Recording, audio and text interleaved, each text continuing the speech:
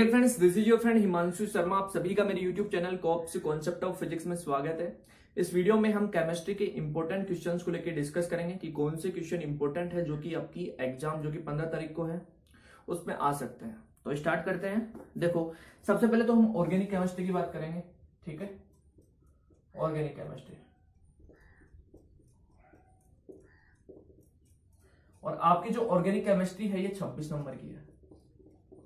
ठीक है, और इनऑर्गेनिक केमिस्ट्री आपकी 30 नंबर की, और इस प्रकार से टोटल 56 नंबर हो जाएंगे। ठीक है, तो 26 नंबर में कहां से क्वेश्चन आएगा? सबसे पहला तो नेम रिएक्शन। जो नेम रिएक्शन है, नाम वाली अभिक्रिया है, सेंड मेयर अभिक्रिया किसे कहते हैं, गाटरमान कोच अभिक्रिया में क्या होता है, पूरी क्रियाविधि लिखो। ठीक है, राइमर टीमान अभिक्रिया में क्या होता है, पूरी क्रियाविधि लिखो। डाई एजेटीकरण कैसे होता है, होन्सडीकर अभिक्रिया क्या होती है। तो नेम रिएक्शन, ठीक है, इंपॉर्टेंट, बहुत इंपॉर्टेंट। यहां से कितने नंबर कंप्लीट होंगे? देखो, ये टोटल है आपकी लगभग 40 से 50 नेम रिएक्शन है। ठीक है, और ये मैंने बना भी दी है, 49 नेम रिएक्शन मैंने कंप्लीट की है। ठीक है, ये रही कुछ 49 है नेम रिएक्शन, और डिस्क्रिप्शन में आपको लिंक मिलेगा जहां से आप पीडीएफ के थ्रू इसको डाउनलोड कर सकोगे। बिल्कुल फ्री है, कोई भी कॉस्ट नहीं है इसका। ठीक है, इसको आप याद कर लेना। ये जो आपकी 49 जो नेम रिएक्शन है, इसको लिख लिख के अच्छी तरीके से याद कर लेना, जिससे आपके दिमाग में अच्छी तरीके से स्टोर हो जाए और एग्जाम में जाके आप अच्छी तरीके से उसको व्याख्यात कर सको, एक्सप्लेन कर सको। ठीक है ना। यहां से कितने नंबर कंप्लीट होंगे? यहां से आपके नंबर कंप्लीट होंगे लगभग 8 से 15 नंबर। अब यहां पे कुछ स्टूडेंट्स को डाउट हो रहा होगा, यार 15 नंबर कैसे? देखो, 8 नंबर तो कंप्लीट होंगे, 8 नंबर की नेम रिएक्शन तो आएगी। ठीक है, 15 नंबर मैंने इसलिए बोला है कि यहां से अगर आप इन 49 नेम रिएक्शन को याद करते हैं तो यहां से कुछ क्वेश्चन ऐसे भी आएंगे जिसमें बोलेगा कि कंप्लीट द केमिकल रिएक्शन। ठीक है, जिसमें से ए यहां पे दे देगा, बी यहां पे दे देगा, बताओ बी जो प्रोडक्ट बन रहा है वो क्या है, और ए किसकी उपस्थिति में बन रहा है। ठीक है, तो ये ज्यादातर जो होता है ना कंप्लीट द केमिकल रिएक्शन, ये ज्यादातर नेम रिएक्शन वाले देता है। तो यहां से कुछ क्वेश्चन ये भी आ जाएंगे। तो आपके नेम रिएक्शन कंप्लीट करने से लगभग 8 से 15 नंबर कंप्लीट होंगे। ठीक है, सेकंड जो आपसे पूछेगा, क्या पूछ सकते हैं? सेकंड आपसे पूछ सकता है, देखो, फुल फॉर्म।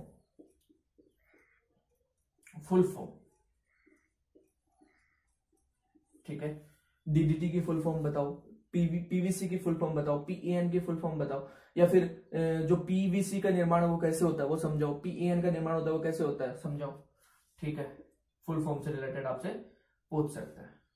ओके, या फिर केमिकल फॉर्मूला से रासायनिक सूत्र लिखो। ठीक है, और कहां से क्वेश्चन आएगा? तीसरा, रीजन से क्वेश्चन पूछेगा आपको, कारण बताओ। रीजन से क्वेश्चन पूछेगा, कारण बताओ कि जो बेंजीन है, जो फिनोल है, उसमें नाइट्रो समूह ओर्था पे कैसे लगेगा, पैरा पे कैसे लगेगा, ओर्था पे क्यों नहीं लग सकता, पैरा पे क्यों नहीं लग सकता, इसकी एसिडिटी ज्यादा क्यों है, इसकी एसिडिटी कम क्यों है, इसकी बंध लंबाई ज्यादा क्यों है, इसकी बंध लंबाई कम क्यों है, ऐसे क्वेश्चन पूछेगा। ठीक है, तो रीजंस में आपसे क्वेश्चन पूछ सकता है फिनोल वाले चैप्टर से। ठीक है, फिनोल वाला जो चैप्टर है ना, उससे क्वेश्चन पूछ सकता है आपको। ओके, और एक CH3COOH यहां से क्वेश्चन पूछ सकता है। ठीक है, और कहां से पूछेगा? रीजंस में। रीजंस में बस यही पूछेगा, और पूछ लेगा बॉन्ड ऑर्डर से, बंध लंबाई, बंध क्रम से, एंड लेंथ से। ठीक है, या फिर एसिडिटी से आपसे क्वेश्चन पूछ लिया। ठीक है, तो ऐसे क्वेश्चन आपके रीजन में आएंगे। ठीक है, तो ये क्वेश्चन मान लो आप कितने मार्क्स यहां से आ जाएंगे? 4 से 5 नंबर यहां से आ जाएंगे आपके। ठीक है, अब यहां पे आपसे कई बार SN1 SN2 में डिफरेंस भी पूछ लेता है। ठीक है, वो भी याद कर लेना। नाभिक स्नेही और प्रति इलेक्ट्रॉन स्नेही अभिक्रिया में क्या डिफरेंस है, ये भी पूछता है। ठीक है, फोर्थ, ठीक है, name reaction, full form, reason, और complete the chemical reaction. Complete the chemical reaction, तो ज्यादातर बस यही क्वेश्चन पूछेगा आपसे। ठीक है, ये जो पोर्शन होगा ना, ये पोर्शन आपके जैसे 26 नंबर है ना, 26 में से 18 नंबर का पोर्शन तो यही होगा आपका। ठीक है, कंप्लीट द केमिकल रिएक्शन, या फिर ज्यादा भी हो सकता है, 20 नंबर का भी हो सकता है। बाकी के 6 नंबर के आपके ऐसे क्वेश्चन आओ जिसमें थ्योरेटिकल आपसे पूछे, लेकिन 18 नंबर बस लास्ट। तो कंप्लीट द केमिकल रिएक्शन में आपसे बोल देगा जैसे CH3 प्लस का यहाँ पे जो उत्पाद है, ठीक है, किसकी उपस्थिति में हो रहा है, और यहाँ पे जो प्रोडक्ट बन रहा है वो प्रोडक्ट कौन सा बन रहा है, ऐसे क्वेश्चन आपसे दे देगा। जैसे A बन गया, B बन गया, ऐसे क्वेश्चन आपसे पूछेगा, ठीक है। तो ये 4 टाइप है, ठीक है। इन 4 टाइप के क्वेश्चन ऑर्गेनिक केमिस्ट्री में आने वाले हैं। अब बात करते हैं बुक्स में कौन से क्वेश्चन इंपॉर्टेंट है, थ्योरेटिकल क्वेश्चंस की बात करते हैं, ठीक है। ये तो मेथड है कि भाई ये क्वेश्चन आएंगे, okay.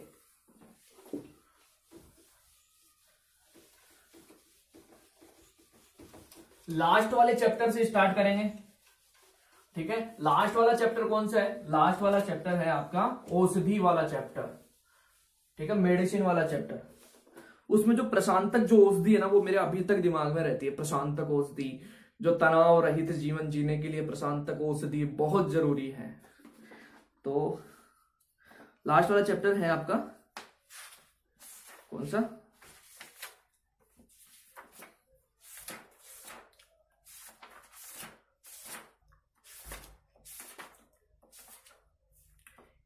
Chemistry in daily life, दैनिक जीवन में रसायन, ठीक है। इसमें क्या इंपॉर्टेंट है, फटाफट चलेंगे क्योंकि वीडियो बहुत लंबा हो जाएगा। तो इसमें एक तो इंपॉर्टेंट ये है साहब, प्रशांतक जो है औषधि, इसे बोलते हैं ट्रैंक्विलाइजर्स, इंग्लिश में क्या बोलते हैं, ट्रैंक्विलाइजर्स, ये इंपॉर्टेंट है। और सोप एंड डिटर्जेंट, साबुन और अपमार्जक, जो कि 10वीं क्लास में भी इंपॉर्टेंट था और 12वीं क्लास में भी आपके केमिस्ट्री में आ गया, ये भी इंपॉर्टेंट है। यहां से आपसे मिश्रीकरण से रिलेटेड क्वेश्चन पूछ सकता है, ठीक है।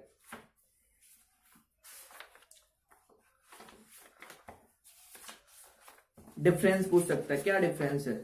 एक क्वेश्चन, संक्षिप्त टिप्पणी लिखो, कीट प्रतिकर्षी कार्बन तंतु। एक निम्न पर टिप्पणी लिखो, प्रतिहिस्टेमिन क्या होता है, सल्फा औषधिया क्या होती है। बस, ज्यादा कुछ नहीं बताऊंगा, बस इतना ही बताऊंगा। इसमें आ गया तो बहुत अच्छी बात है। कई बार रंजक से भी क्वेश्चन पूछ लेता है। हाँ, अगला है आपका स्टीरियो केमिस्ट्री, इससे प्रीवियस चैप्टर जस्ट। इसमें क्या इंपॉर्टेंट है, स्टीरियो केमिस्ट्री क्या है समझाओ। टार्टरिक जो एसिड है, मतलब जो त्रिविम समावेता किसे कहते हैं वो बताओ। टार्टरिक जो एसिड है, टार्टरिक जो अम्ल है, उसके लिए त्रिविम समावेता की विवेचना कीजिए, ठीक है, तथा उसके सब संरचना सूत्र लिखिए, ठीक है। स्ट्रक्चर फॉर्मूला क्या होते हैं वो बताइए, ठीक है।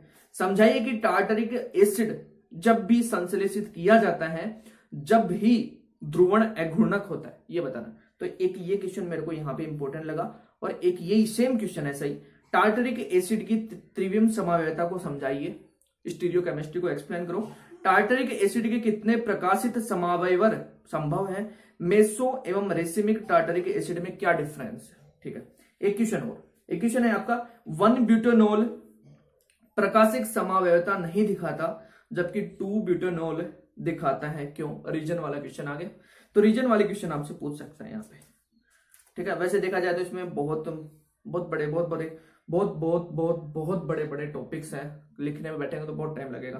तो इंपॉर्टेंट को लेकर डिस्कस करेंगे। जैसे रेसिमीकरण क्या हो सकता है, आपसे छोटी डेफिनेशन पूछ ले, समावेता किसे कहते हैं, ठीक है, त्रिविम समावेता क्या होता है, प्रकाशिक सक्रियता क्या होती है, प्रकाशिक सक्रियता, ये भी ठीक है, ठीक है। बस ज्यादा नहीं बताऊंगा, इतना बहुत है।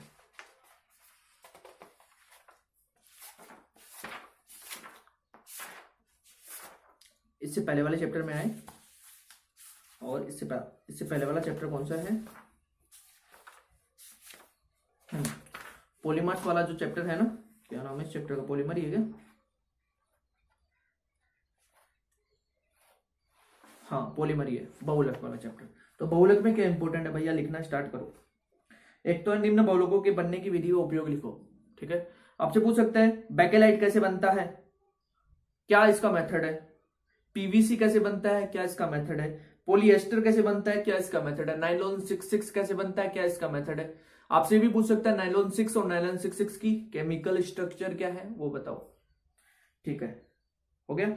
और एक पूछ सकता है आपको योगात्मक बहुलीकरण क्या है, एक उदाहरण द्वारा मुक्त मूलक योगात्मक बहुलीकरण क्रियाविधि समझाइए, ठीक है। एक क्वेश्चन आपसे पूछ सकता है पीएचबीवी क्या है, व्हाट इज पीएचबीवी, और ये कौन सा बहुलक है, ठीक है, कौन सा पॉलीमर है, एक है आपका एकलकों के नाम व संरचना लिखिए।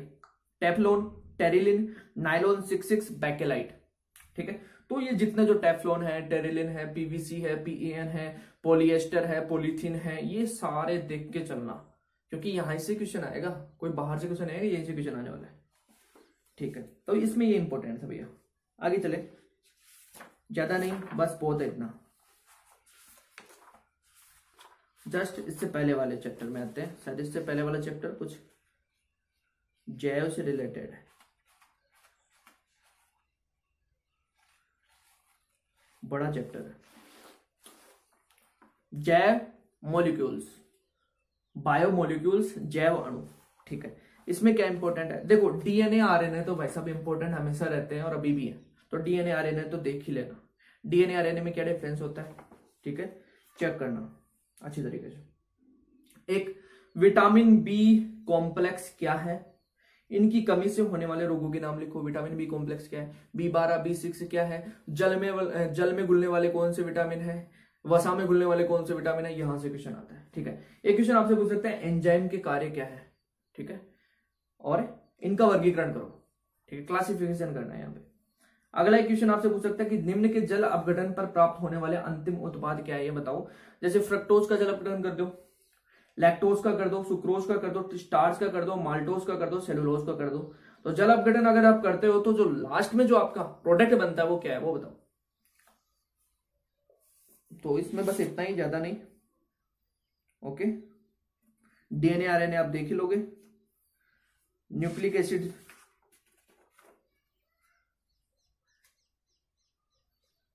ठीक है, बहुत है, इतना बहुत है।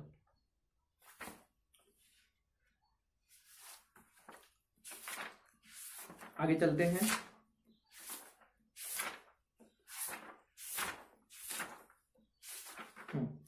इससे जस्ट प्रीवियस चैप्टर का नाम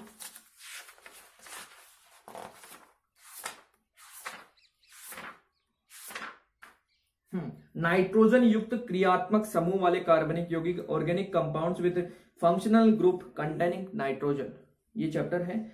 इसमें क्या इंपॉर्टेंट है देखो,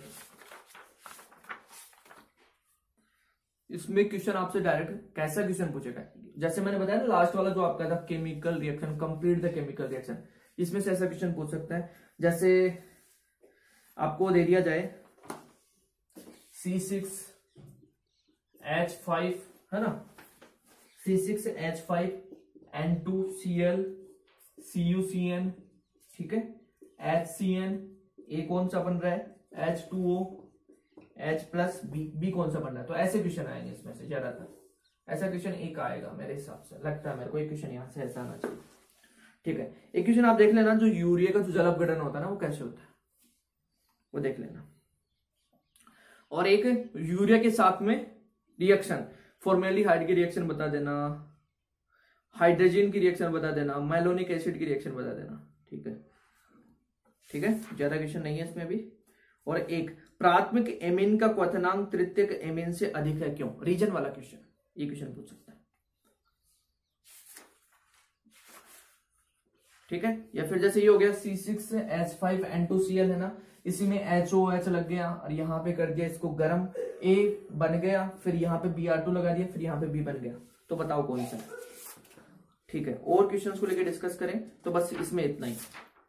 इससे जस्ट प्रीवियस चैप्टर में आते हैं, और इससे जस्ट प्रीवियस चैप्टर इंपॉर्टेंट है क्योंकि यहां से आपसे नेम रिएक्शन पूछेगा। तो यहां पे इस चैप्टर का नाम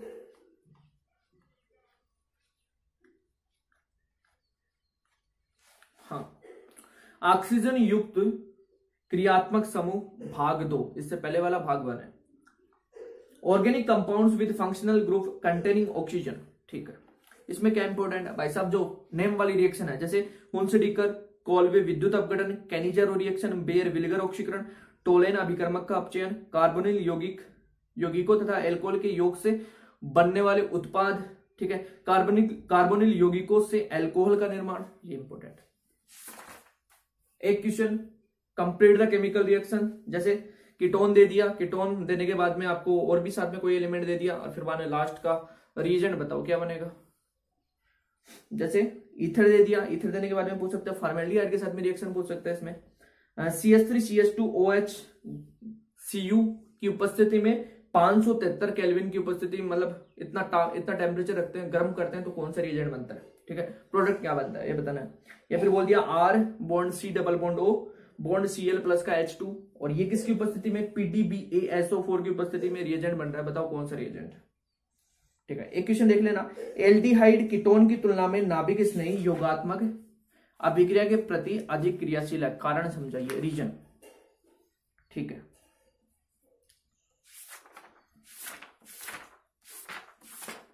बस इसमें इतना ही, ज्यादा नहीं।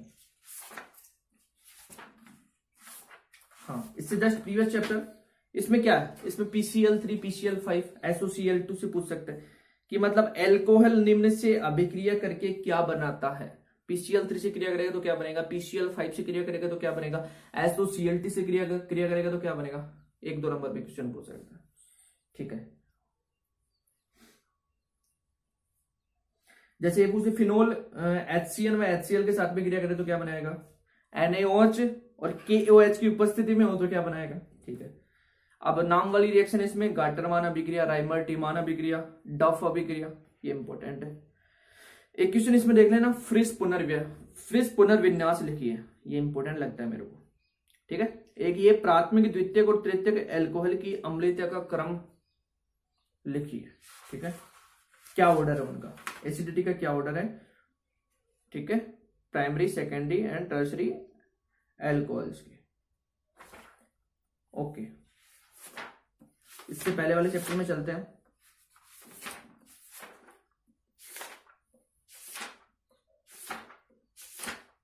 ये कौन सा चैप्टर था, भाग 1, ऑक्सीजन युक्त क्रियात्मक समूह भाग 1, ये चैप्टर था। अब इससे पहले वाला चैप्टर, इसमें SN1 SN2 की क्रिया विधि लिखो, पूछ सकता था बिल्कुल।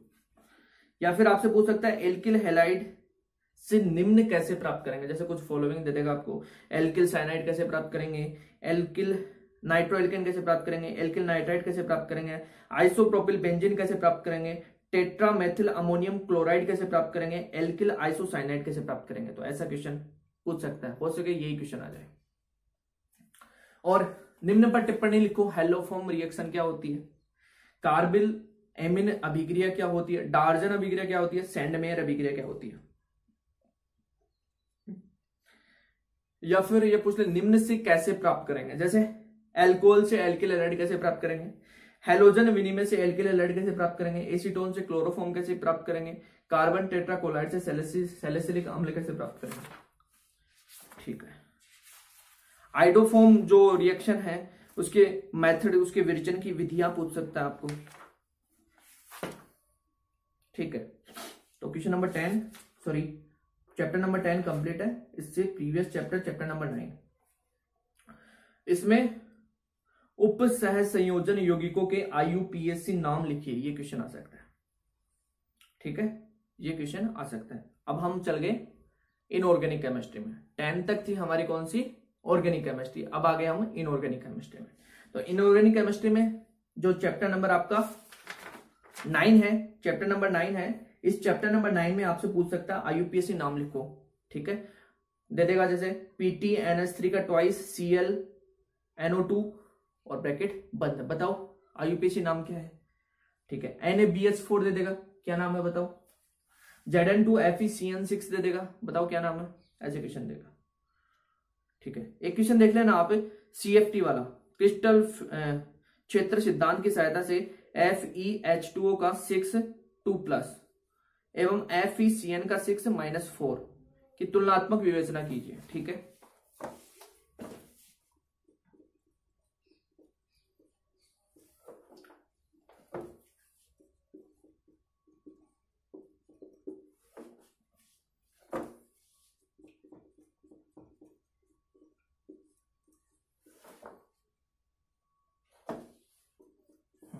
तुलनात्मक विवेचना से रिलेटेड क्वेश्चन पूछ सकता है, ठीक है। किलेट प्रभाव क्या होता है, क्या समझते हैं, ये क्वेश्चन आ सकता है। Na+2 आयन का चुंबकीय आघूर्ण ज्ञात कीजिए, ठीक है। और आपसे पूछ सकते हैं निम्नलिखित संकुलों में केंद्रीय धातु परमाणु की ऑक्सीकरण अवस्था ज्ञात कीजिए, जैसे K3 ऑक्सीकरण अवस्था से आपसे पूछ सकता है ऑक्सीडेशन स्टेट क्या होगी। जैसे आपको क्वेश्चन दे दिया K3Fe2O4 थ्राइस, ये दे दिया, ठीक है। तो इसकी ऑक्सीडेशन स्टेट बताओ, और भी कई क्वेश्चन आपको दे सकते हैं। तो ऑक्सीडेशन स्टेट वाले कॉन्सेप्ट जो है उसको मजबूत कर लेना, कैसे क्या ऑक्सीडेशन स्टेट निकालते हैं, ठीक है। और मैग्नेटिक मूवमेंट कैसे निकालते हैं ये भी, ओके। चुंबकीय आघूर्ण, CFT देख ही लोगे, ठीक है। हाँ, इससे प्रीवियस चैप्टर नंबर 8, इसमें क्या इंपॉर्टेंट, वही मैग्नेटिक मूवमेंट है। जैसे K1O4 में Mn का मैग्नेटिक मूवमेंट बताओ। लेंथिनाइड एक्टिनाइड श्रेणी में पूछ सकता है आपसे, डिफरेंस बताओ क्या डिफरेंस है। रीजंस दीजिए, जैसे संक्रमण तत्वों की 3D श्रेणी में Mn अधिकतम ऑक्सीकरण अवस्था दर्शाता है, क्यों, क्या कारण है। Cr+2 तथा Mn+3 दोनों का D4 विन्यास है, परंतु Cr+2 अपचायक व Mn+3 अक्षीकारक है, क्या कारण है, ठीक है। या फिर बोल दे 5D संक्रमण तत्वों के आकार व 4D संक्रमण तत्वों के आकार के लगभग वर्ग के समान है, क्या कारण है। संक्रमण तत्व उपसहसंयोजक यौगिक बनाते हैं, क्या कारण है, ठीक है। और एक क्वेश्चन इसमें, जैसे MnO, Mn2O3, MnO2 के अम्लीयता की घटते क्रम में व्यवस्थित करो, ठीक है। ये क्वेश्चन इंपोर्टेंट है इसमें, ठीक है। अब इससे प्रीवियस चैप्टर में आते हैं, और इसमें एक देख लेना परिरक्षण प्रभाव क्या होता है, ओके। और नाभिकीय आवेश, परिरक्षण प्रभाव और नाभिकीय आवेश चेक कर लेना, ठीक है। लेंथेनाइट जो संकुचन है वो।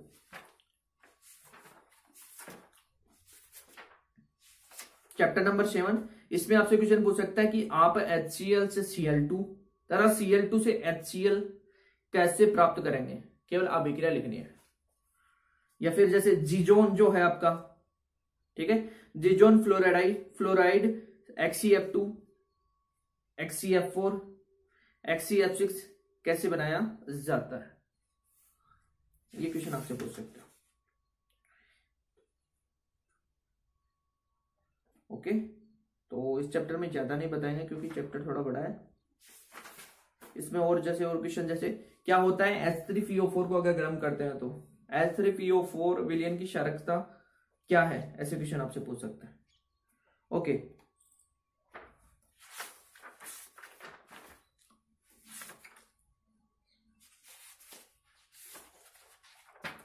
ठीक है, थोड़ा बड़ा चैप्टर है, आपको देखना पड़ेगा, सब पढ़ना पड़ेगा।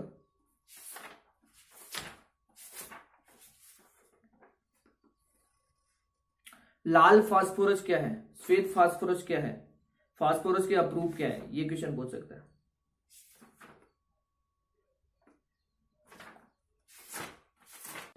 इसमें झाग प्लवन जो विधि है उसको अच्छी तरीके से देख लेना, मेथड बहुत अच्छा है। इसमें धातु अयस्कों का सांद्रण किया जाता है, इस विधि का संक्षिप्त वर्णन कीजिए एवं नामांकित चित्र बनाइए, ठीक है। अच्छी तरीके से इसको देख लेना, इंपॉर्टेंट है ये।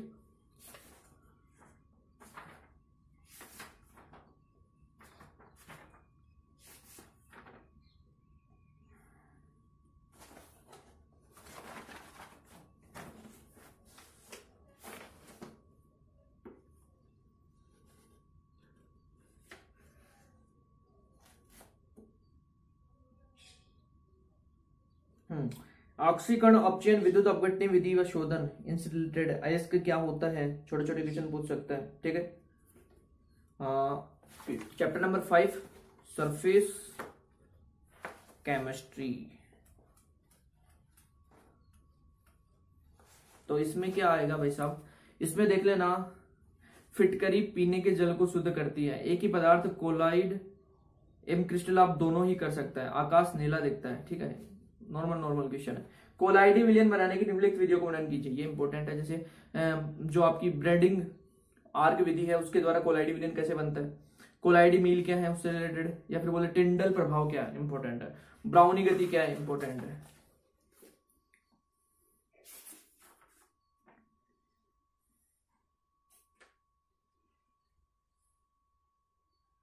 पनीर किस प्रकार का कोलाइड है,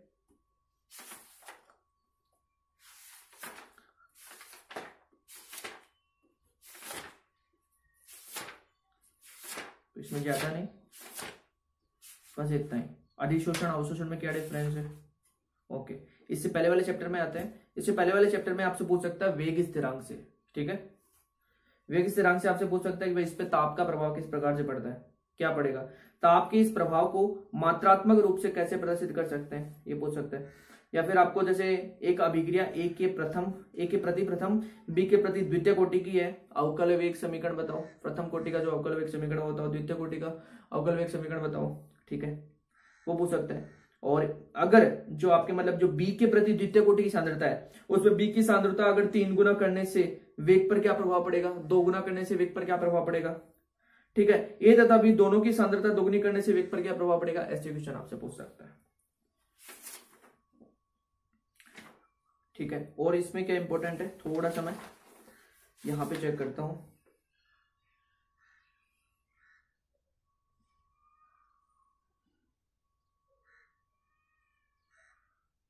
कोलाइडो का वर्गीकरण, एंजाइम उत्प्रेरण, ठीक है, अधिशोषण अवशोषण अवशोषण विभेद अवशोषण, ये तो हो गया। केमिकल काइनेमेटिक्स चल रही है अपनी, ठीक है। इसमें नेंसर्ट अभिक्रिया जो नेंसर्ट जो समीकरण है, आरएनए जो सिद्धांत वो देख लेना, ठीक है, यहाँ पे होना चाहिए इसी चैप्टर में शायद। अर्धायुकाल क्या होता है, ठीक है, प्रथम कोटि के लिए द्वितीय कोटि के लिए देख लेना, इंपॉर्टेंट है। शून्य और प्रथम कोटि की अभिक्रियाओं के लिए पूछता है अर्धायुकाल। अभिक्रिया वेग पर ताप का प्रभाव, ये तो मैंने बता ही दिया। आरएनए सिद्धांत देख लेना, ठीक है। विशिष्ट वेग स्थिरांक देख लेना। अभिक्रिया की कोटि और अणुसंख्यता, बस इतना नहीं, इतना बहुत है। इससे पहले वाले चैप्टर में आते हैं वैद्युत रसायन, ठीक है। वैद्युत रसायन में कोलराउस का नियम इंपॉर्टेंट है, ये चेक करना। हाँ, नेंसर्ट समीकरण चेक करना। विद्युत रासायनिक सेलों के एवज का अनुप्रयोग क्या है, ये चेक करना, ठीक है। ईंधन सेल इलेक्ट्रोड विभव से रिलेटेड आप चेक करना, ठीक है। डेनियल सेल ये क्या है, इलेक्ट्रोड विभव क्या है, इससे रिलेटेड। इससे पहले वाले चैप्टर विलियन में आपसे वान-टॉप गुणांक से क्वेश्चन पूछ सकता है। असामान्य आणविक द्रव्यमान से रिलेटेड क्वेश्चन पूछ सकता है। हिमांक अवनमन परासरण दाब से रिलेटेड क्वेश्चन पूछ सकता है। विसरण परासरण में क्या अंतर है, ये पूछ सकता है। H2SO4 की मोललता की गणना करो, ऐसा न्यूमेरिकल आ सकता है कुछ, ठीक है।